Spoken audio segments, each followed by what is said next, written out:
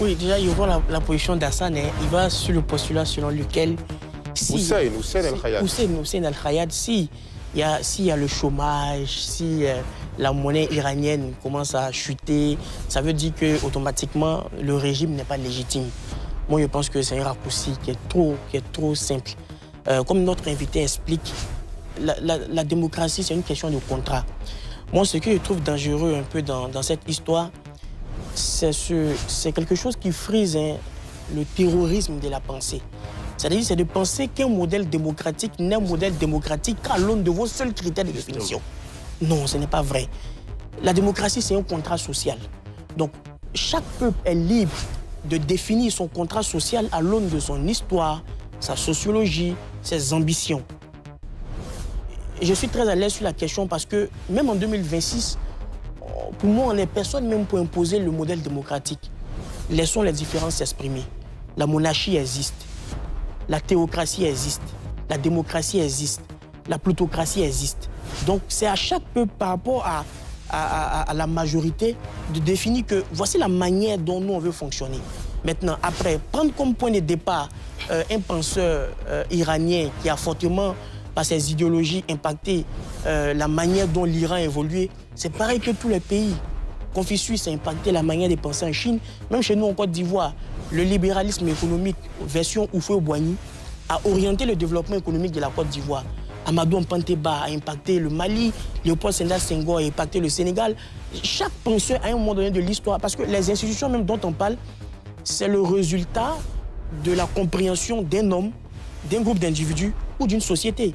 Donc, aussi longtemps que le peuple iranien, dans sa majorité, souscrit à cette mécanique démocratique, avec un pouvoir, avec tarté de théocratie, où on a le guide suprême qui commande certaines choses, ils sont libres de le faire.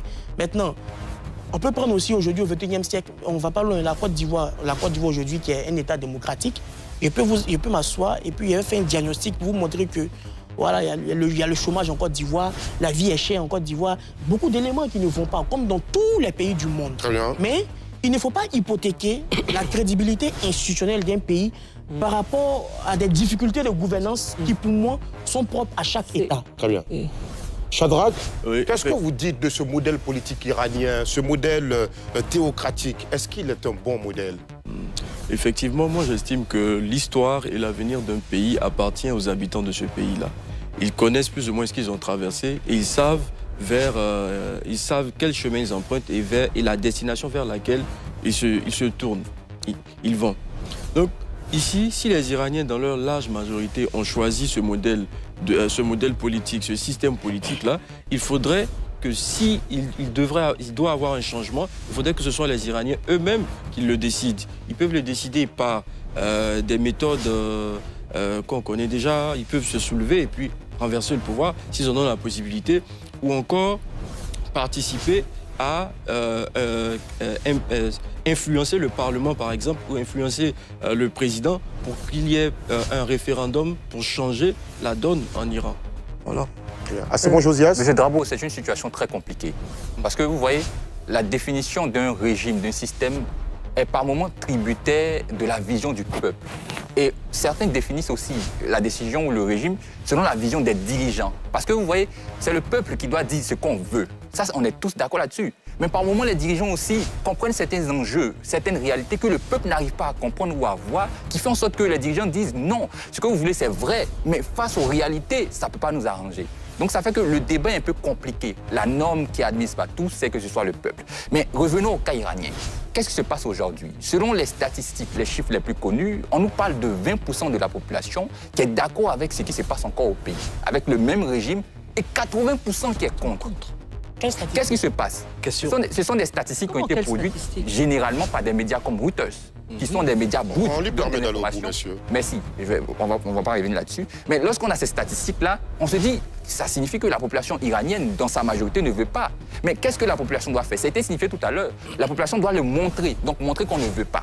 Mais on a des événements où la population a eu des manifestations. Qu'est-ce qui s'est passé? On a eu 30 000 morts qui ont été signifiés, qui ont été signalés. On peut dire que ce n'est même pas le vrai chiffre, parce qu'il y a quelque chose en dessous, il y a la volonté de cacher. Quand on regarde également le comportement de ceux-là qui dirigent aujourd'hui l'Iran, Ça va un peu dans une sorte de dictature, où par moment on n'arrive pas à s'exprimer librement, où par moment on n'est pas libre de faire certaines choses. Donc c'est un peu difficile. Mais les dirigeants iraniens vont nous définir cela, ou ce qui se passe là, parce qu'eux, ils ont une vision de certaines réalités que la population n'arrive pas à percuter. Et c'est ça qui fait que ceux-ci veulent que le régime dans lequel on se trouve continue. Mais la population iranienne en elle-même, si on admet que c'est elle qui doit choisir le régime, qu'est-ce qu'elle dit réellement? Et les statistiques nous disent que 80% est déjà contre. Et même après ce qui s'est passé en Iran, on a vu des réactions ici et là, où des Iraniens, dans leur majorité, étaient en train de fêter. Les Iraniens dans leur majorité. Oui. Alors Hussein El-Khayat, c'est vrai, ce qu'il dit, c'est vrai qu'il y a eu ces dernières années de nombreuses manifestations à Téhéran et dans d'autres villes de l'Iran. On se souviendra par exemple de la mort de Mahsa Amini, cette jeune femme qui était en vacances dans son pays, l'Iran, et qui avait donc enlevé le foulard, qui aurait été donc arrêtée et puis quelques temps après retrouvée morte dans sa cellule de prison. Voilà, ça définit clairement qu'il y avait une restriction des libertés. Moi, je suis quand même un peu stupéfaite de ce qui s'est dit pour que certains, ici sur ce plateau, parlent au nom du peuple iranien, sachant qu'eux-mêmes, dans leur immense majorité, sont contre ce régime. Écoutez, on ne va pas aller par mille chemins. Quel est le taux de participation aux dernières élections présidentielles iraniennes? 18%. En 2009, la révolution verte en Iran. Ahmadinejad n'avait pas été reconduit, il a été imposé. Aujourd'hui, vous êtes sûr que si on refait un référendum avec le contexte actuel, on ne parle pas de 1979 où cette constitution islamique a été imposée, vous êtes sûr que les Iraniens, c'est également une très grande diaspora dans le monde qui existe partout. Regardez les indications de diaspora. Aujourd'hui, la diaspora malienne, elle n'est pas contre le Mali. Ce sont des indicateurs très importants. Et il ne faut pas sous-estimer, l'Iran, c'est une puissance. C'est une puissance exportatrice de pétrole, de gaz. Elle fabrique ses propres voitures. C'est une puissance économique forte. Alors oui, le chômage, il pèse. Et puis l'Iran, c'est des groupes de personnes. Les Kurdes sont très influents. Et il y a les Perses qui représentent que 40%. Mais le reste, ce sont des communautés qui viennent des frontières de l'Afghanistan. Aussi, il y a des populations arabes. Donc, il faut savoir que la République islamique consacre que le dernier mot revient à un guide suprême dont ses intérêts sont axés sur une idéologie religieuse.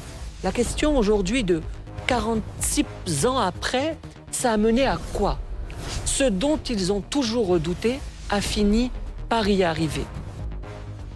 Alors, on va en discuter. Hussein El-Khayat, une petite précision. Selon Le Monde, les résultats des dernières élections donc, qui avaient été publiés, je crois, en juillet 2024, la participation s'était plutôt établie à 49,8%.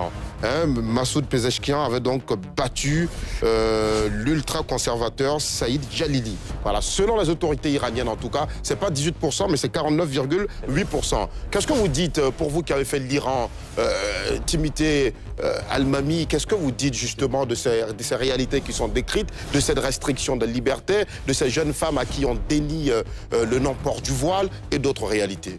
D'accord. Il faut dire qu'il y a un réel problème. Si je posais la question, comme vous l'avez fait tout à l'heure, de savoir, en dehors de la version que nous avons de certains médias, qui, sur ce plateau, a approché des autorités iraniennes ou bien des médias iraniens pour essayer de voir l'autre version de l'histoire. Pratiquement personne. Et je n'en veux à personne. Pourquoi? Parce que la République islamique d'Iran a un réel problème de communication à l'extérieur. Ceux qui peuvent avoir un certain nombre d'informations sont ceux qui comprennent le persan. Ils n'ont pas de médias, n'ont pratiquement pas de médias en français. Ça n'existe pas. Ils n'ont pas de médias. Ils ont une chaîne Press TV qui émet aussi en anglais, mais qui a été, n'est-ce pas, qui est brouillée en Europe, brouillée en Afrique et qui n'est pas accessible. C'est la fin de cette édition. Vous voulez la suite? Abonnez-vous et activez la cloche pour ne rien manquer. On se retrouve demain, même heure, même chaîne. À très vite.